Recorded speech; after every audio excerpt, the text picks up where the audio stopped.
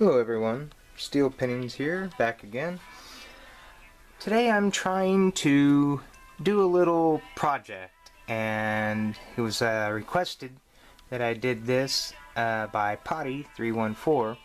He wanted me to do a quick video on how I go about making my pins, especially the my interpretation of the DOM wafer pin. So I told him, let me clean up my work area and see if I can not be embarrassed about it. So nonetheless, here's what I came up with. And let me get to showing you. Back out here. This is what I got. I have my key cutter, my hand tools on the far end. Yeah. This is my main old Dremel, and it's just clamped onto the board. Getting nice and close. It has this kind of collet on it.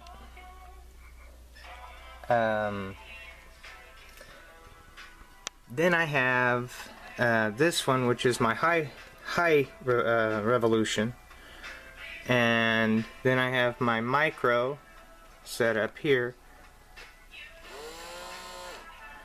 and then my micro drill here, with the teeniest of tiniest of bits, you know. And here's my little pin holder for all the little wafers. This way I don't, this way I don't lose any of them. This is an old, like a SD card holder that I used to hold the pins down in with here. And I use 3 different sizes, the largest to the smallest over here in the corner. Anyhow, I've already got one loaded in here. That's kind of one of the harder parts of it. Let me see if I can just set this here and show y'all kind of how I go about.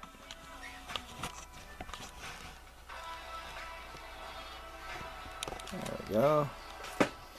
Alright. And so, like I said, I already have one in here, so it's ready to go. It's going to be a little loud, but I think it'll be okay though. So I get my micro out here, as you can see, teeny tiny, and there we go. And I line it up. Center of, there we go.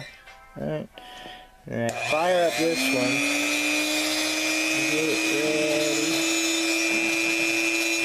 Whoops.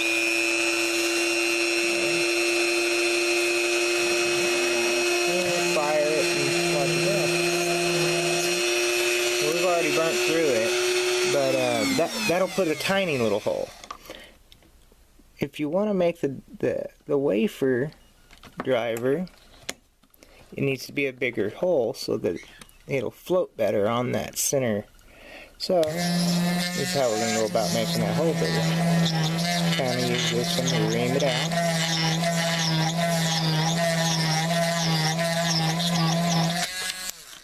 There we go.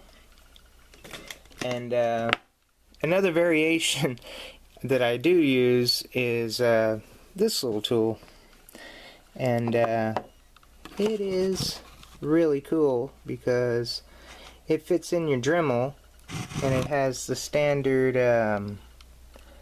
like a drill holder, so it's going to hold anything really, any size, any way.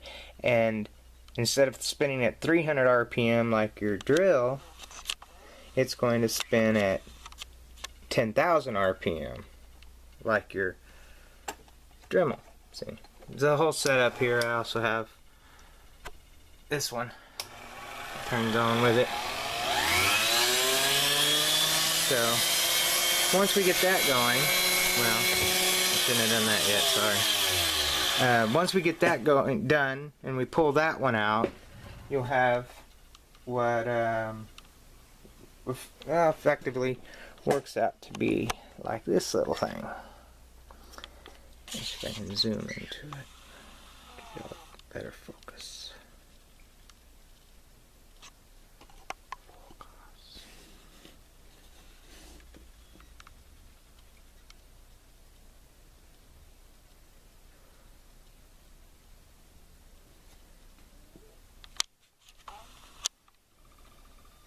There we go. Perfect. Anyway, so you wind up with a hole in a wafer. You know, it's pretty simple. But what I do then is I come over to my old drill bits that are, you know, dull and worn out. And I take and I cut them off at whatever, you know, length I want. And I use that as the center for that. And I cut the two end pieces without boring them. And then that way it's cut with the same exact diameter and it's steel, so when you kind of tap the wafer onto it, it kind of molds to it and holds tight. And you do those on the ends with the loose ones in the center. Other than being tedious tweezer work and getting them spun on that and fitting them into this little thing, getting them to fit in there is the most time consuming because they've got to be straight. But I have just about every collet size and every micro collet size as well, to you know, cut any kind of pins, all my punches and stuff. Yeah, y'all wonder where the smileys come from, right? Let's see. Oh. Smiley. There's Smiley. Now everybody's seen Smiley. Alright. And I hope everybody likes my little station. It works out good for me. I hold everything else down below here. And all of my kits. This is miscellaneous locks. American pinning kit and master pinning kits. Medico pinning kit.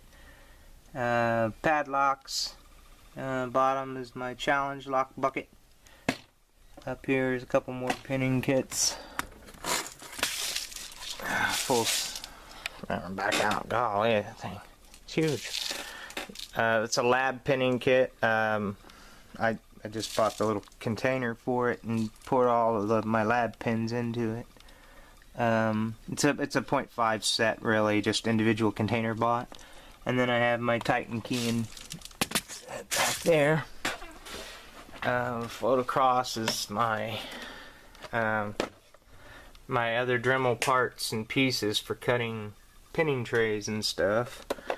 My X-Acto for the pinning trays as well. Other tools and pieces. This is an air filter out of my old car that holds all of my drivers. Perfect. Scoot over to my pinning area where my tray is, and then my new steel pinnings. Yes, my tray and work area here. That's pretty much my pinning and work area, guys. Wanted to share and how I make those little wafer drivers, and I'll do a cutaway and come back in just a second with how I put them together. Thank you much.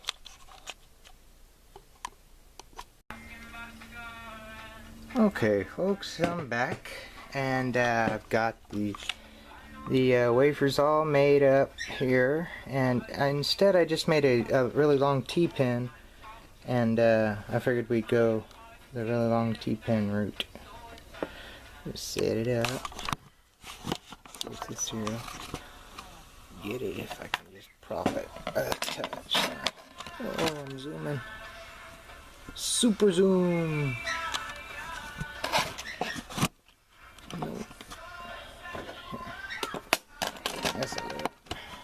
There we go.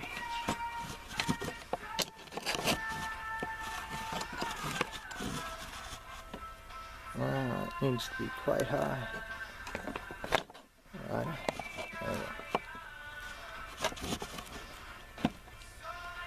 Okay. So, and I've got two different sizes here. I got a little bit bigger one here. Wow, you isn't so good. So we'll go, let's see. We'll start off with a really, really thin one. Set it in there. And a little thicker one. And a tiny thin one again. Oops. Shoot. And a thick one again. And then finish it with a thin one. And this one I have it half drilled. And the way we're going to be able to keep this actually on there is with this awesome little, it's like a dental product. It's a type of glue. Let's see if I can get a little more light over here. There we go. Anyway, so I'll take and just put a tiny little dab on there. Kitty, no. Alright, so now that I got the little dab on there, it won't dry, it won't harden, nothing like that. It cures under ultraviolet light, like they do at the dentist. So, I'll turn this over and kind of fit it and set it right on there like we want it. And take the ultraviolet light. Whoop.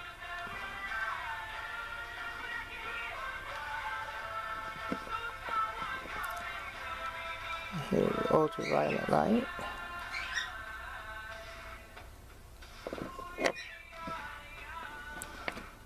Let go. And hit it again.